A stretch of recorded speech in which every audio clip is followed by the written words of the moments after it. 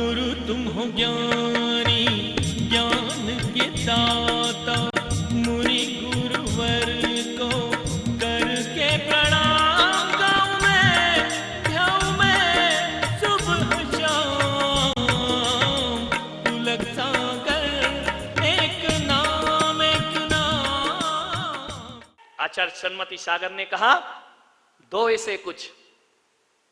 मेरी मां समझी कि अभी महाराज लोग क्या देंगे, नियम पकड़ा देंगे एक आध कि नियम ले लो और चले जाओ। उस समय ना जाने कैसी उनकी सोच चिंतन था। मैं तो सोच सोचकर आज हैरान होता हूं कि एक अनपढ़ आदमी इतनी गहरी सोच रख सकता है। उसने कुछ नहीं किया। बोले तुझे वसीयत चाहिए, तुझे चाहिए कि मेरी दादी ने मुझे क्या दिया है। उन्होंने अपनी पिच्छी उठाई और एक पंख तोड़ा उसका। ले मेरी विरासत, ले मेरी वसीयत। एक सन्यासिनी इससे ज्यादा कुछ नहीं दे सकती है। और एक पंख तुझे दे रही हूं, ध्यान रखना, एक पंख दे रही हूं बस। और जानता है तू जिस हक से मुझसे अपनी विरासत मांग रहा है, मैं भी तुझसे अपेक्षा रखती हूं इस एक पंख को 1000 पंख बनाना। इस एक पंख को 1000 पंख में परिवर्तित करना। तो मैं कहूंगी मेरे घर में सपूत पैदा हुआ है। और यदि ये एक पंख गुमा दिया तो मैं कहूंगी मैंने किस कपूत को अपनी संपदा सौंप दी है। जा बेटा सपूत बनना। मैं समझा नहीं ये क्या कह रही है, लेकिन अब समझ में आता है वो एक पंच मुझे 1000 पंख की पिच्छी पकड़ा रहा था कि जा सन्यास की विरासत ले। एक सन्यासी इसके अलावा और क्या वसीयत देगा अपने बच्चों को। उन्होंने वह एक पंख दिया और ना जाने उस समय मेरी समझ में कुछ ना आया और वो पंख ले जाके मैंने अपनी किताब में रख दिया। मेरे मन में ये आया, पहले यही होता था मोर पंख रखो तो विद्या आती है, ज्ञान आता है। और जब तक मैं पढ़ते रहा वो पंख मेरे पास हमेशा रहा। और आज कहता हूं वाहरी अनपढ़ सरस्वती, तूने मुझे आचरण की संपदा प्रदान कर दी। तूने मुझे वो ज्ञान दिया कि आज मैं बारामती के इस पंडाल में बैठकर लोगों को धर्म का उपदेश प्रदान कर रहा हूं। ध्यान रखिए, वो विरासत दी उन्होंने मुझे, वो वसीयत दी उन्होंने मुझे कि इसे संभालो, इसमें वृद्धि करो। मैंने भी नहीं सोचा था कि मैं कभी मुनि बनूंगा। जयसागर जी को मुनि अपने हाथों से बनाकर गई, उन्होंने दीक्षा कराई अपने सामने। मैं छोटा था, मुझे कहा पढ़ो लिखो, अभी तुम्हारा ये काम नहीं। ध्यान रखना, उस गांव में 70 घर की जैन समाज है, मात्र 70 घर। और आप विश्वास नहीं करेंगे, उस गांव की पहली सन्यासिनी कोई है तो वारिका देवमती माता जी है। और उनके बाद आज उस गांव से 30 लोग सन्यासी बनकर के घूम रहे हैं। 30 सन्यासी हैं, विचार करिए। कोई यारिका है, कोई मुनि है, कोई एलक है, कोई चिल्लक है, कोई ब्रह्मचारी है। मेरे ही परिवार से मैं अकेला नहीं हूं।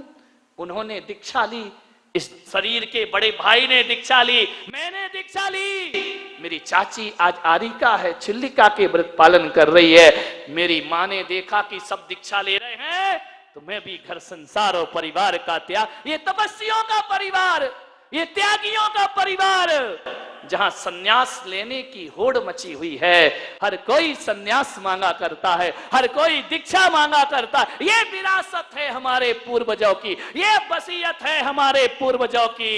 मान्यवर, आपसे निवेदन है, सब सन्यासी, अभी और लाइन लगी है घर में।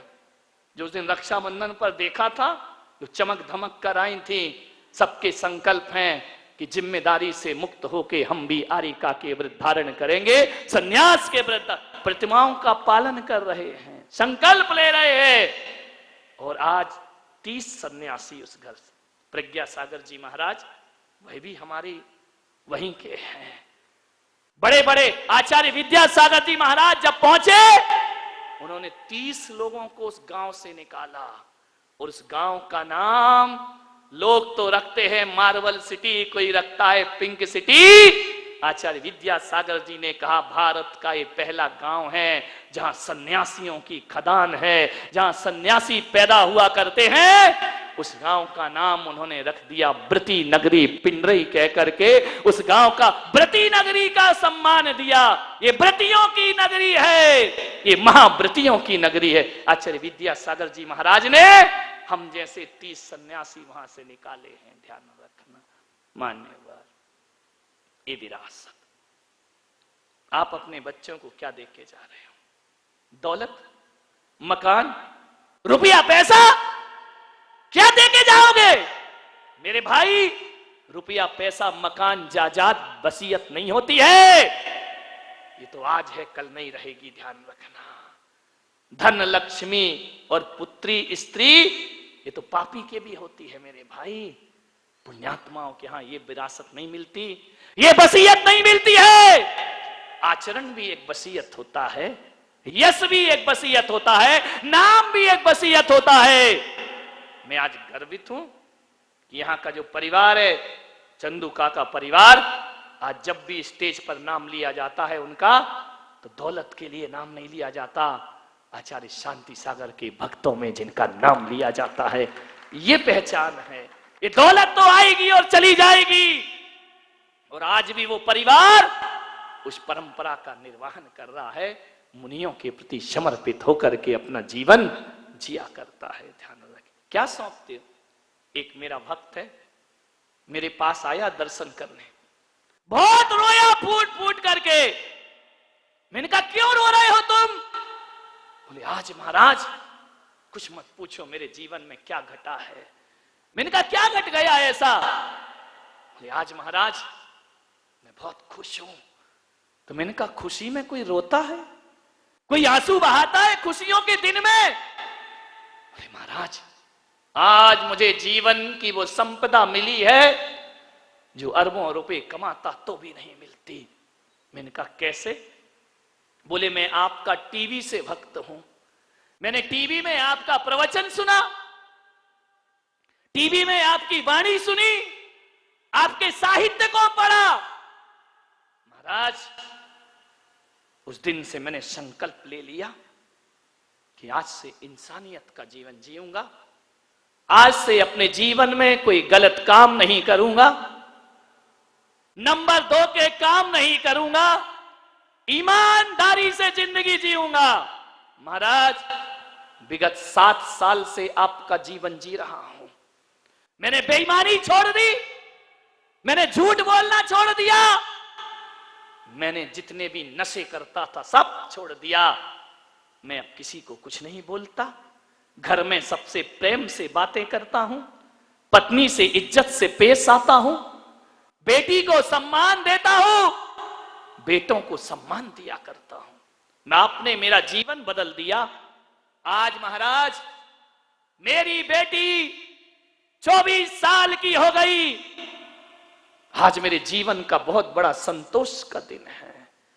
हालांकि मोहल्ले वालों ने कहा तू महाराज की बातों में क्यों लगा है, ये 21वीं सदी है, यहां तो पैसा कमाओ मौज करो, पैसा आना चाहिए, रास्ता कोई सा भी हो, गलत हो सही हो कोई फर्क नहीं पड़ता है, मंदिर की बातें मंदिर में छोड़ो, महाराजों की बात। मैंने कहा नहीं, जिंदगी अब इंसानियत का, भगवान का जीवन जीऊंगा।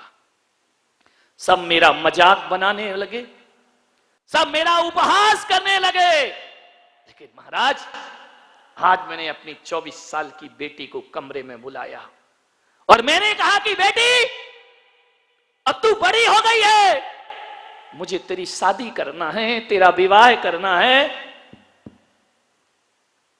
बता तूने कोई लड़का देख रखा है? 21वीं सदी है, औलाद से पूछना पड़ता है, बाप को जमाना बदल गया है। बता तूने कोई लड़का देख रखा है क्या? तेरे मन में कोई है? उसने कहा नहीं पिताजी, आप जिस गुरु के शिष्य हैं मैं भी उनकी शिष्या हूं, मैंने कॉलेज में पढ़ाई की है, लेकिन ये सब बातें मेरे मन में कभी नहीं आई हैं। आप जहां मेरी शादी करेंगे मैं बेटा एक बार और बता दे, आज जमाना बदल गया है, बता शादी के बाद तुझे बोले पिताजी आप मुझ पे विश्वास करो, मुझे ऐसा कोई बात नहीं है मेरे मन में। बेटी एक बात बता, तूने लड़का तो नहीं चुना है, लेकिन इतना तो बता दे कि तू कैसा लड़का पसंद करेगी?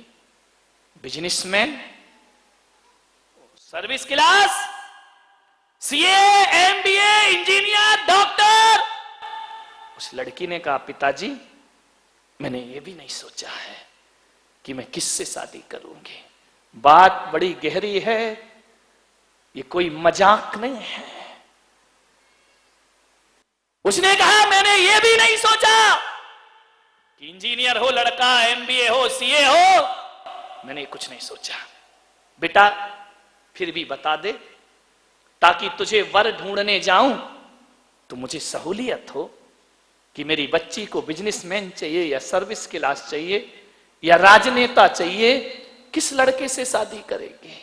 धर्मात्मा चाहिए या आधुनिक परिवार वाला चाहिए? उसने कहा पापा मैंने ये भी नहीं सोचा है। फिर भी बता बेटा, तुझे बताना तो पड़ेगा, मुझे 1 साल तो लड़का ढूंढने में लगेगा। बोले पापा जब पूछ ही रहे हो कि मुझे कैसा लड़का चाहिए तो चलो मैं बताती हूं। बाप ने कहा अभी तो मना कर रही थी और अब बता रही है।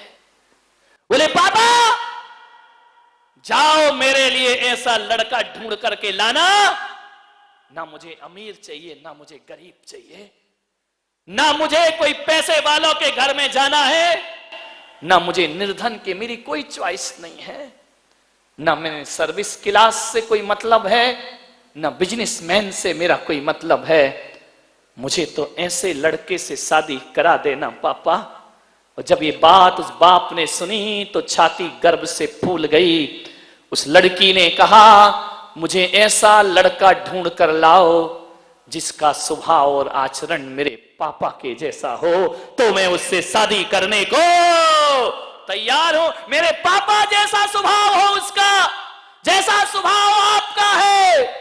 पिताजी मैं ससुराल में आपके बिन तो रह सकती हूं, लेकिन आपके स्वभाव के दूसरा लड़का मिल गया तो मेरी जिंदगी स्वर्ग बनने में ज्यादा देर नहीं लगेगी। मुझे ऐसे नेचर वाला चाहिए, ऐसा व्यवहार वाला पति चाहिए। जाओ और अपने आचरण वाला लड़का मुझे ढूंढ करके लाओ।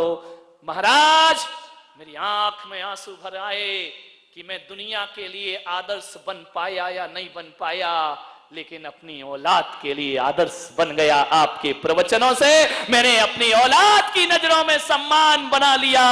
मैं आपसे पूछता हूं, आज तो ये हाल है इस देश के कि स्टेजों पर माला पहनते हो, सम्मान पाते हो, आज सारी दुनिया में जय जयकार होती है, और घर का लड़का ही आपकी इज्जत नहीं किया करता है, घर की पत्नी आपको इज्जत नहीं करती। क्या कमाया तुमने? धन कमाया, पैसा कमाया, अपने परिवार में इज्जत नहीं कमा सके। ध्यान रखिए, सारी दुनिया में इज्जत बटोरने वाला यदि परिवार में इज्जत नहीं कमाया तो किस काम की जिंदगी जी है तुमने। आपसे मेरा निवेदन है, क्या आपकी बहू, सासुओं से मेरा निवेदन है, ये कह सकती है ईमानदारी के साथ कि हर भगवान में मुझे, हर जन्म में मुझे ऐसी सास देना? कह सकती है? ईमानदारी से बताना, क्या आपकी बहू कह सकती है कि हे प्रभु मां कैसी भी दे देना, पर सास देना तो इस मां की तरह मुझे सास देना? मान्यवर, ऐसी सास इस धरती पर थी, तुम्हारी का देवमती माता जी थी, जिनकी बहुओं ने क्या, पूरी खानदान आज भी उनका स्मरण करता है तो आंखों में आंसू भर लिया करता है। ऐसी समता की देवी कहीं दिखाई? कोई बुराई करने वाला नहीं है उनके, इतना जीवन उनका। आपका बेटा कह सकता है कि हर जन्म में मुझे ऐसे पापा मिले? कह सकता है? आपकी पत्नी कह सकती है? लोक व्यवहार में तो कह देगी, कह सकती है कि ऐसा ही पति मुझे हर जन्म में मिले। आप कह सकते हो कि ऐसी पत्नी मुझे हर जन्म में मिले? यदि नहीं कह सकते हो तो आज से ही अपने व्यवहार बदलिए, आज से अपनी सोच बदलिए, अपनी औलाद की नजरों में इज्जत कमाने का प्रयास करिए। मेरे भाई, बात बहुत छोटी, बात बहुत बड़ी है। मैं आपसे महिलाओं से पूछता हूं, एक बात बताना, इतनी महिलाएं यहां बैठी हैं, ईमानदारी से बताना, आपको ऐसा लगता है कि अभी आपकी मौत हो गई तो ये दूसरी शादी नहीं करेगा? लगता है? ईमानदारी से बोलिए। यदि आपकी मृत्यु हो गई तो ये दूसरी शादी करेंगे या नहीं करेंगे? बहकावे में मत आना। चिता नहीं जलती है और लड़की की तैयारी होने लगती है, ध्यान रखिए। विश्वास है आपको, वो करे नहीं करे उसका विषय है, लेकिन आपकी आत्मा बोल रही है नहीं। बहुओं से बात कर रहा हूं मैं, सासों से नहीं। वो तो निपट भी जाए तो बुड्ढे को देगा कौन दूसरे? आप बताइए, नहीं बहुएं बताइए, आपको लगता है कि आपका पति दूसरी शादी नहीं करेगा? दिल से आवाज आती है। एक जगह मैंने पूछा तो एक महिला खड़ी हुई, बोले अभी मर गई तो कर लेगा दूसरी शादी, और बाद में मरी तो शायद ना करे। अरे मैंने कहा इसमें भी शायद लगा रही हो? बोले शायद इसलिए लगा रही हूं महाराज कि मैंने बुढ़ों को भी शादी करते हुए देखा है इस जमाने में, इसलिए शायद। विचार करिए, क्या आप अपनी पत्नी को इतना विश्वास नहीं दिला पाए अपने चरित्र का कि तेरे अलावा मेरे ख्याल में कोई दूसरा जिया है ऐसा जीवन? क्या इज्जत पाओगे तुम औरत की निगाहों में? ध्यान रखिए, औरत तो आज भी देखती है, औरत को तो आज भी विश्वास नहीं होता कि ये सिर्फ मेरा है। ध्यान रखिए, वह भी लेट आओ तो शक की निगाह से देखती है। वह भी आप यदि किसी औरत से बात करो तो तुम्हारी पत्नी के दिमाग में प्रश्न चिन्ह लगा करता है। क्यों लग रहा है? गलती पत्नी की नहीं, तुम्हारे आचरण पे उसको विश्वास नहीं है मेरे भाई। और यदि विश्वास हो जाता तो औरत अपने पति के चरित्र पे कभी उंगली नहीं उठाती है। ध्यान रखिए, मेरा आपसे बड़ी विनम्रता से निवेदन है, महाराज की नजरों में इज्जत बनाओ या ना बनाओ, पत्नी की नजरों में इज्जत जरूर बनाइए। ध्यान रखिए। प्रसारण पुण्यार्जक परिवार जिन शरणम तीर्थ धाम के परम संरक्षक संघपति श्री प्रदीप मामा, प्रतिभा मामी, भोपाल। गुरु तुम हो ज्ञानी, ज्ञान के सागर,